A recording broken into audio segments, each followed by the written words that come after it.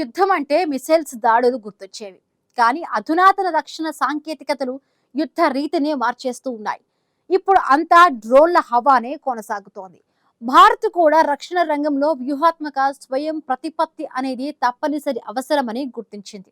అందులో భాగంగానే ఆధునిక యుద్ధ పరిజ్ఞానాల సృష్టిలో వేగం పెంచింది.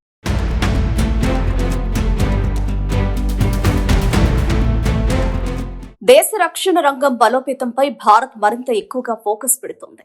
ప్రపంచ దేశాల్లో నెలకొన్న యుద్ధ వాతావరణ నేపథ్యంలో భారత్ మరింత వ్యూహాత్మకంగా వ్యవహరిస్తోంది.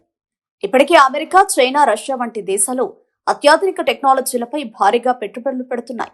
భారత్ కూడా రక్షణ రంగంలో వ్యూహాత్మక స్వయం ప్రతిపత్తి అనేది తప్పనిసరి అవసరమని గుర్తించింది. అందులో భాగంగానే ఆధునిక యుద్ధ పరిజ్ఞానాల సృష్టిలో భారత్ వేగం పెంచింది.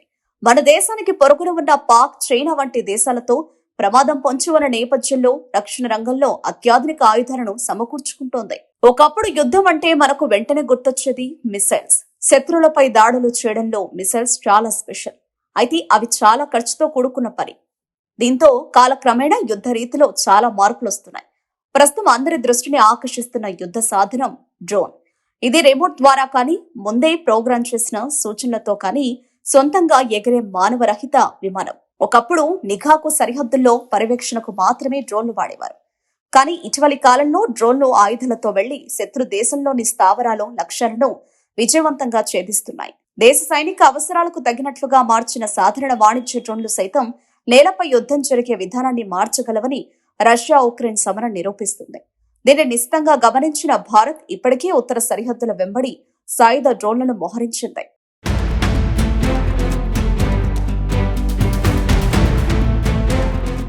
డిఆర్డీఓ స్వదేశీ డ్రోన్ స్వామ్ సాంకేతికతను చురుగ్గా అభివృద్ధి చేస్తోంది.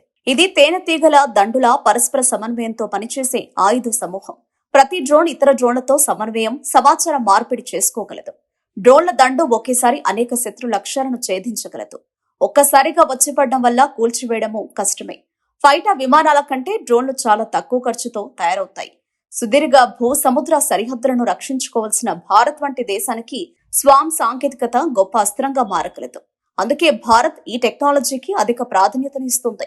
ఏ రాకతో అత్యాధునిక సాంకేతికతతో కూడిన విభిన్న రకాల నూతన పోరాట పద్ధతులు సుసాధ్యమవుతున్నాయి. ఏఐ వల్ల కంప్యూటర్లో భారీ సమాచార రాశిని మదిస్తూ వేగంగా నిర్ణయాలు తీసుకోగలుగుతున్నాయి. యుద్ధ భూమిలో ఒక వ్యవస్థ వేల కొద్ది ఉపగ్రహ చిత్రాలు, రాడార్ రీడింగ్లు, క్షేత్ర నివేదికలను పరిశీలించి ముప్పు ఎక్కడి నుంచి వస్తుందో దానికి ధీటైన ప్రతిచర్య ఏమిటో క్షణాల్లో కమాండర్లకు సూచించగలదు. శబ్ద వేగం కంటే 5 రెట్లు ఎక్కువ బడితో ప్రయాణించగల హైపర్సోనిక్ షిప్లను తుత్తినీయలు చేయాలంటే ఇలాంటి వేగం అత్యంత కీలకం.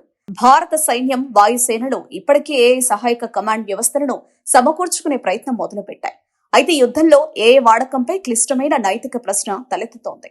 ఒక యంత్రానికి సొంతంగా ఆయుధాన్ని ప్రయోగించాలని నిర్ణయం తీసుకునే అవకాశం ఇవ్వాలా వద్దా అనే అంశంపై ప్రపంచ వ్యాప్తంగా చర్చ జరుగుతోంది.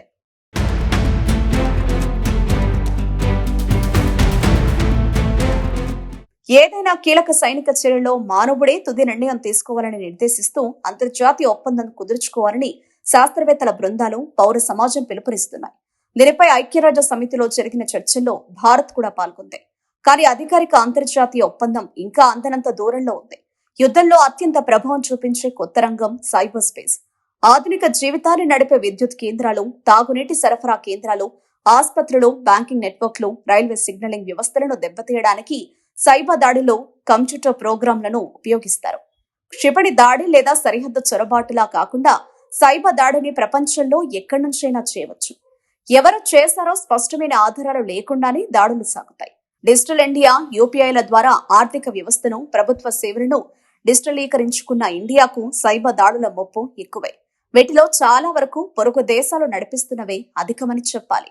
అంతరిక్ష రంగంలో కూడా ఆయా దేశాలు పోటీ పడుతున్నాయి. 2019లో మిషన్ శక్తిని విజయవంతంగా నిర్వహించి తక్కువ భూకక్షలో సొంత ఉపగ్రహాన్ని ధ్వంసం చేయడం ద్వారా యాంటీ శాటిలైట్ క్షిపణి సామర్థ్యాన్ని సంతరించుకున్న 4వ దేశంగా భారత్ నిలిచింది. ఉపగ్రహాలు ఆధునిక ప్రపంచానికి మూలస్తంభాలు.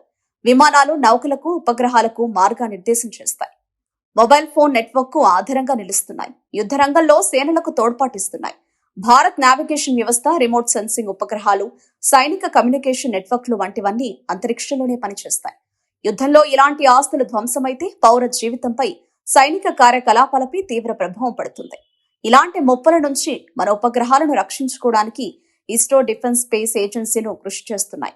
లదాఖ్, సియాచిన్ వంటి ఎత్తైన పర్వత ప్రాంతాల్లో సైనికులు అలసిపోకుండా భారీ బరువులు మోయడానికి తోడ్పడే పవర్డ్ ఎక్సోస్కెలిటన్లను భారత సైన్యం పరిశీలిస్తోంది.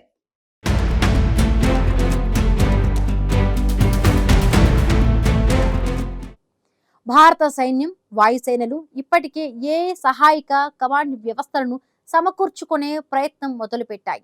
అయితే యుద్ధంలో ఏ వాడకంపై క్లిష్టమైన నైతిక ప్రశ్న తలెత్తుతోంది. ఒక యంత్రానికి సొంతంగా ఆయుధాన్ని ప్రయోగించాలని నిర్ణయం తీసుకునే అవకాశం ఇవ్వాలా వద్దా అనే అంశంపై పెద్ద ఎత్తున చర్చ జరుగుతోంది.